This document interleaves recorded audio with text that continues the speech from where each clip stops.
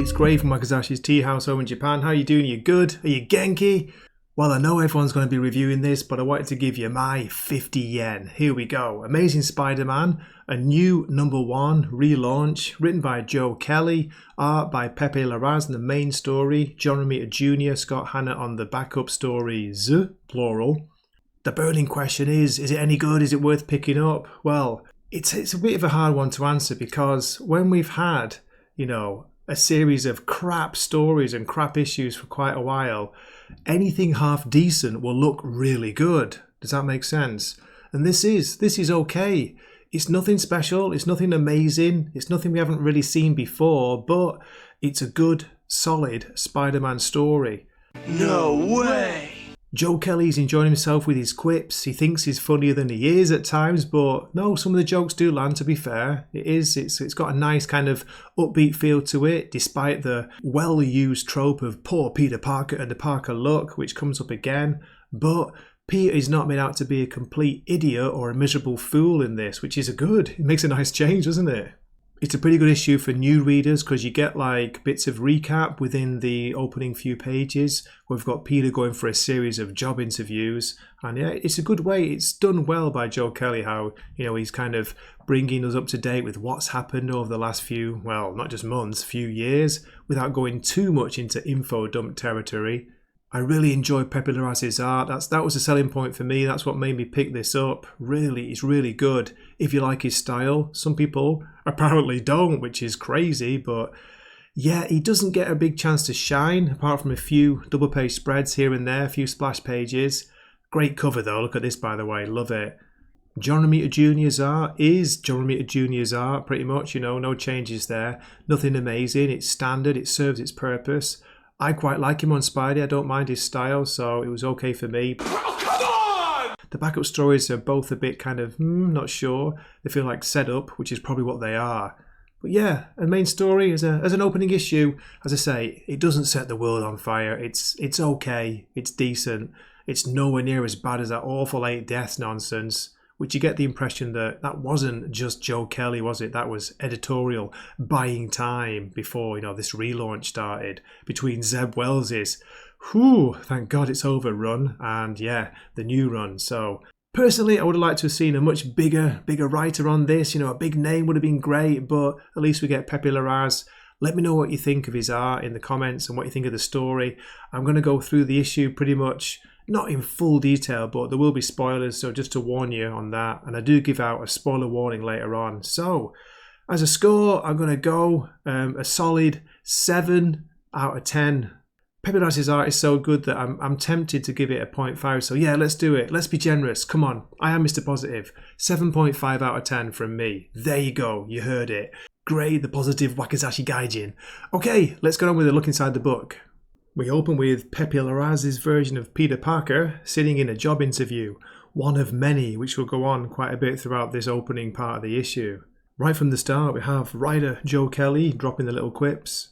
It seems, Mr. Parker, you are an ideal candidate on paper. Hopefully in real life too. Kelly uses these job interviews as ways of flashing back on the important or the iconic moments from Peter's past, without doing another full-on origin of Peter Parker and Spider-Man. I've been very lucky, sir. Lucky is one way to spin it. Orphaned, adopted, top marks through your masters. But your doctorate was withdrawn because you plagiarized the work of another scientist. And the meteoric rise and fall of Parker Industries was nothing short of criminal. And then we see this first interviewer getting very, very angry. Apparently, they lost a lot of money, a lot of stocks in Parker Industries. In this next interview, Peter Parker's poor attendance record is brought up, again interspersed with Spidey moments. Interesting how Pepe Larraz is using the same expression, the same kind of soft smile with each picture of Peter Parker's face. Only his tie is changing. And in yet another interview, we get this quite a funny line here. What the heck happened to your face? Which gives Pepe Larraz a chance to show little bits of Spider-Man action. Pretty cool there. And in this one, we see a crowd of people outside the interview's office, looking in through the window. You're a geek celebrity. Everyone's dying to hear the dirt on your last boss, Norman Osborn. Well, he could be a challenging guy to work with. Flash to the Goblin and Spidey fighting. Even though it feels a bit repetitive, having pretty much the same scene happening over and over again with different flashbacks. At times, yeah, to be fair to Joe Kelly, it is quite funny. I like some of the lines, some of the ideas. In this one here, the interview seems to be going well when suddenly Peter gets a message from Spider-Boy. Sorry, baddie. I can fight alone, okay? Please? This is Spider-Boy. Did you get the job? So sorry, says Peter. My aunt is very sick. And then he just leaves. He runs out of there. What the? The interviewer seemed quite upset. Looked like he could have had that job. Poor Peter Parker and his luck. Which is actually brought up in this next page here. 15 disastrous interviews in 9 days. That famous Parker luck is in full effect. But at least Aunt May's happy. She feels lucky because she gets to spend some extra time with Peter. Now that's nice. But then Peter gets a call. Sounds like it's good news. Yes, yes! Oh, sorry for yelling. Thank you. Then he tells Aunt May, how does supervising engineer of cooperative disciplines at Rand Enterprises sound? It sounds made up. And then we learn that an internal recommendation put Peter over the top, basically landed him that job. He says to May, do you remember Brian Nering from middle school? And look at her expression here and the way the speech bubble is like dripping with almost venom.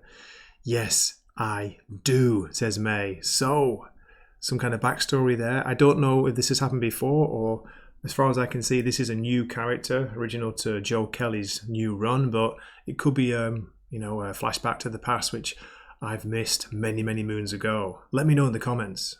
Then we switch scenes to Rand Enterprises and meet Brian. He's got his arm around Peter, he's chatting away, saying, remember this, remember that, remember what we did at school? You're gonna love it here, Parker.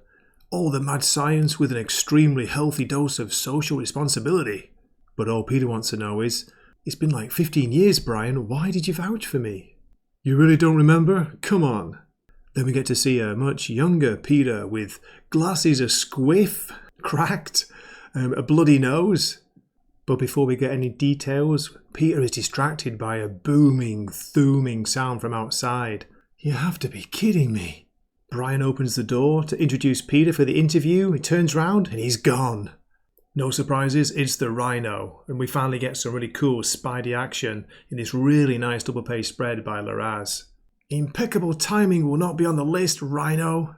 They fight, but Peter senses that something might be wrong. He's furious. He seems almost out of control, more so than normal, or so Peter thinks. But then the craziest thing happens. In the middle of the fight, the Rhino suddenly pulls up and drops down to the floor. He's not moving. Peter gets down on top of him, on his chest. He's listening for a heartbeat. Oh my God.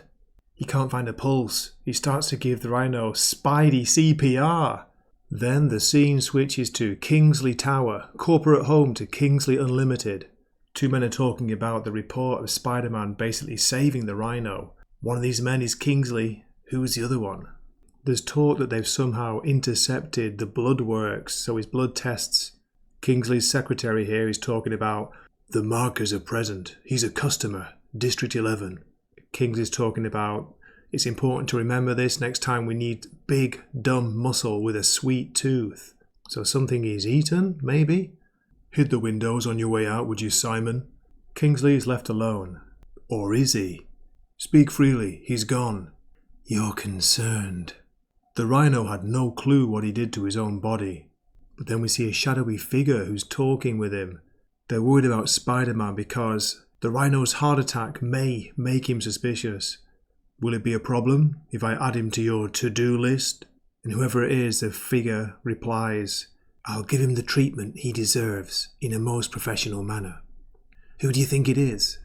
Outstanding. Make sure you dress to impress. And then we see a very familiar looking costume there in that tank. Hobgoblin bombs behind the costume. Okay, the scene shifts again and we're out on the town with Peter, Randy, Shay, and... who is it? Brie? Brie Larson? I like the way she gets his name wrong, calling him Roddy. Cheers, Shay, says Peter. Then we get a little bit more info about Brian. Peter's telling Randy. The guy's like my guardian angel because we pulled some pranks in middle school. Randy asks Peter to send him his way. He needs some help because his caseload has gone crazy. It's a few weeks before the full moon, but I don't know what's going on. Everyone's going mad. No one in East Harlem's themselves recently. Hint, hint. For some reason here, Bree's asking Shay and Peter if they're not brother and sister, right? Boyfriend and girlfriend. You're still on probation, Peter, says Shay. That's better than... That's good, isn't it? Says Peter. Depends on you, Parker. In the background, we've got Bree collapsing. She's drunk too much. Randy's calling for the check. Peter and Shay drink to probation. Cheers. Then the next page we move to Peter as Spider-Man swinging through the darkening sky. Nice street city scene here where you can see fire in the background possibly, people fighting outside a deli, somebody running. Randy's clients are acting weird in East Harlem. Around the same time, a stable-ish guy freaks out. Talk about the Rhino. Can't help but feel like it's worth a friendly neighborhood B&E. Then he's in Alex's apartment, the Rhinos. I love the way we see the spider light there. Not seen that in ages. Really cool. Peter says his spider sense is on low, but it's humming. We get a reference to the past when the Rhino lost his beloved wife, Oksana, back in ASM 625. So he's already had his worst day. Peter's just not sure that his reaction, going so crazy, so insane that, he brought on him a heart attack. Not sure it's natural. Wait a minute, suddenly I don't feel so good. His spider sense starts tingling. We can see, is that a shadow behind him, that bottom panel with the eyes? Or is that meant to be a reflection of Peter? Is it that thing we saw? There's also another pair of eyes if you look to the right hand side of that bottom panel too. What's going on? But there's nothing here, says Peter. But there's a sound, breathing, heavy, pounding. Spoilers for the last page if you don't want to see. Fantastic double page spread by Pepe Larraz. Stop watching here. In the dark, moody red light, we see this. It's Peter surrounded by all of his enemies, or so many it's even hard to count. What is going on? Is he imagining all this? That's where the first story ends. Okay, if you want to see the second story, the backup story, I'm going to go through it pretty quickly. It's called Death to the Tyrant by Joe Kelly and art by John Romita Jr., ink Scott Hanna. We open at Oscorp. Norman Osborn is giving some kind of speech, some kind of announcement. An angry man stands up talking about his dead wife. You probably don't remember killing her. But the man begins to change, to morph into some kind of crazy John Romita Jr. robot thing. He fires at Norman but misses, hits the podium instead. You're everything wrong with this country. He's furious because Norman walked free while his wife is dead. Norman picks up the broken part of the podium and throws it, hits the man in the face. Then he rugby tackles him, takes him down, rips off his mechanical arm and starts beating him over the head with it. We get a brief flashback to Spidey talking with Norman, believing that people can change, even him. Norman stops himself from splattering the robot guy all over the floor, tosses the arm. I was going to resign today, but a friend recently reminded me, those who have abused great power, if given the chance, have a responsibility to make amends. Nice use of power and responsibility there. I will atone for the sins of my past with every tool at my disposal. This is the only mission of Oscorp. Then we get the Spidey mark, which suggests that's the end. But it isn't. It keeps going. There's like an after story. Here we go. We're out somewhere in Arizona. They're talking about cosmic radiation, magnetic shielding, something in that rock. It's not a rock, says one guy. It's an old tree. A petrified tree trunk.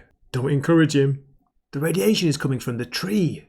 Cosmic radiation comes from inside the earth. Then there's an explosion. Boom. The rock, tree, whatever it is, opens like a doorway, a gateway. Sweet Mary Mother, it's true. It's all true. What comes out of the rock? A strange, huge figure. When we get the caption, the hell gate is open. To be continued. Look at the size of his axe. He swaps his long sword for a Wakizashi, so